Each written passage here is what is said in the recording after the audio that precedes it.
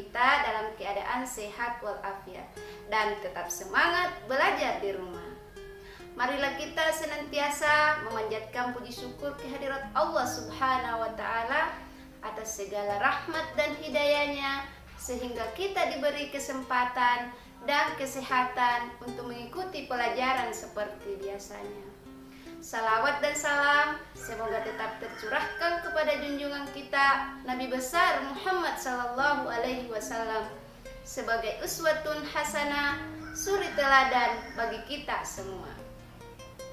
Agar pelajaran kita hari ini mendapat berkah dari Allah Subhanahu wa Ta'ala, marilah kita awali dengan membaca surat Al-Fatihah, dilanjutkan dengan doa sebelum belajar.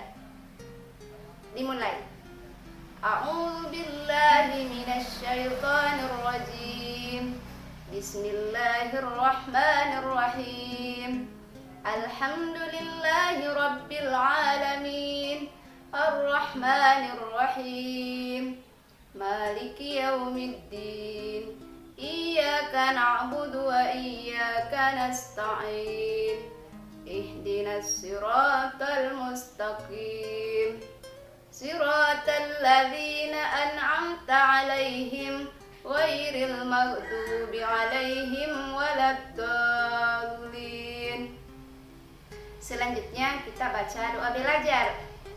Bismillahirrahmanirrahim.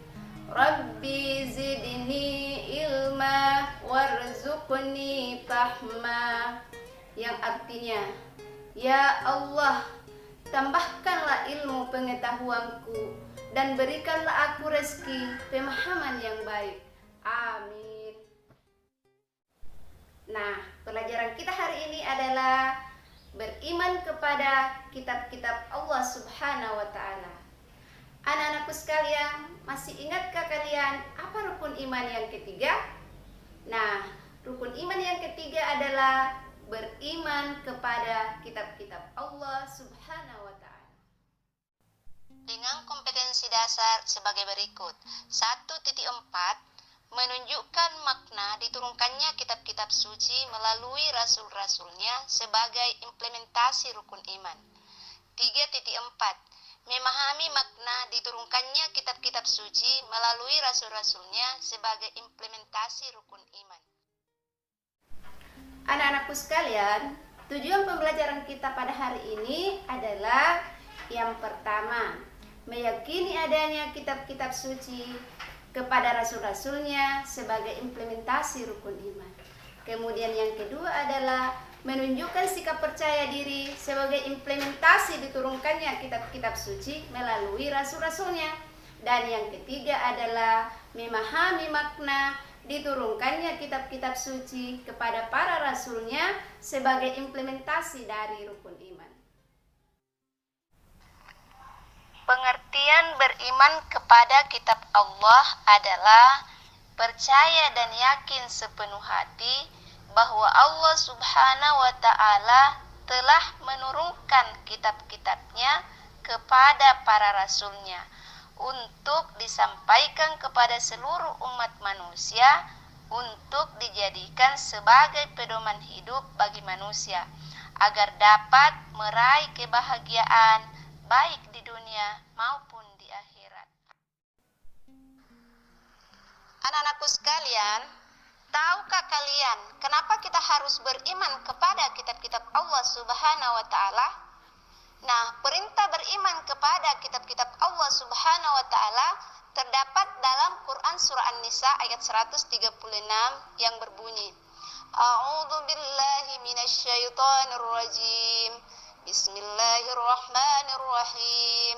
Ya ayyuhalladzina aminu billahi wa rasulih wal kitabil ladzi nazzala ala rasulih wal kitabil ladzi anzala min qabl wa may yakfur billahi wa malaikatihi wa kutubihi wa rusulih wal yaumil akhir faqad dhalla dhalalan ba'ida. Yang artinya, wahai orang-orang yang beriman, tetaplah beriman kepada Allah Subhanahu wa Ta'ala dan Rasulnya Muhammad, dan kepada kitab Al-Quran yang diturunkan kepada Rasulnya, serta kitab yang diturunkan sebelumnya. Barang siapa ingkar kepada Allah Subhanahu wa ta'ala, malaikat-malaikatnya, kitab-kitabnya, rasul-rasulnya, dan hari kemudian, maka sungguh orang itu telah tersesat sangat jauh. Terus, bagaimana cara kita beriman kepada kitab-kitab Allah Subhanahu wa ta'ala?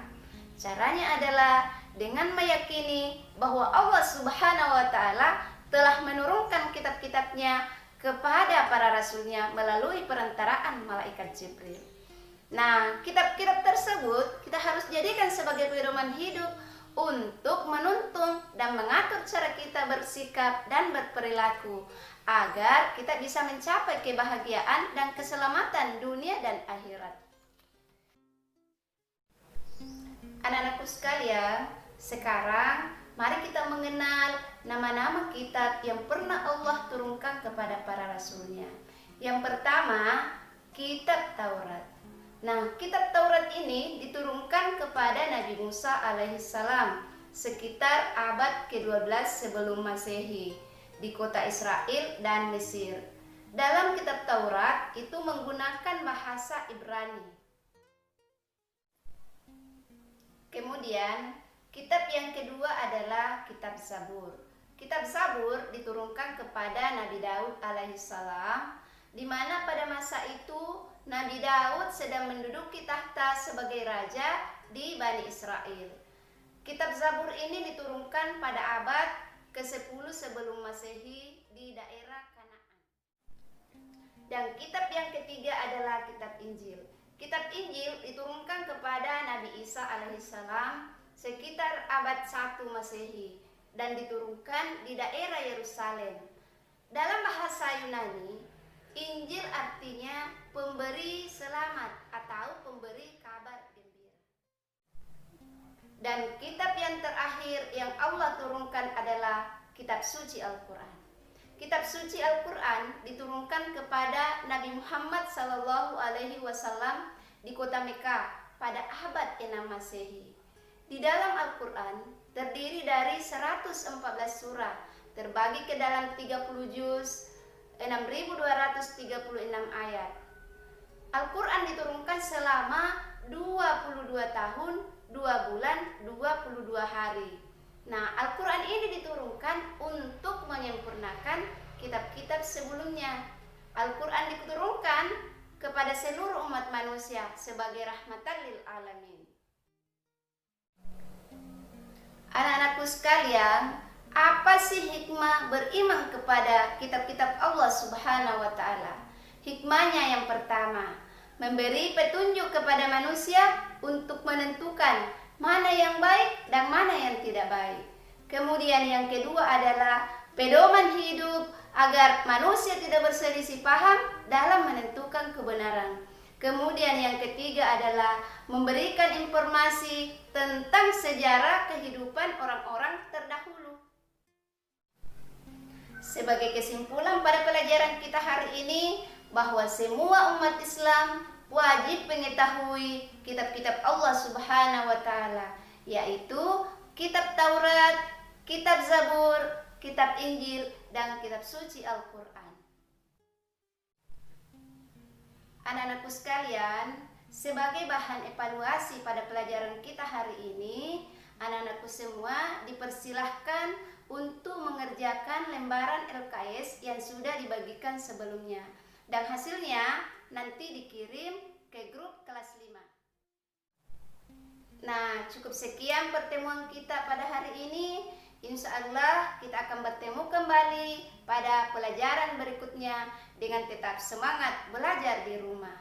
Mari kita tutup pelajaran kita hari ini dengan sama-sama membaca hamdalah. Alhamdulillahirabbil alamin. Wabillahi taufiq wal hidayah. Wassalam.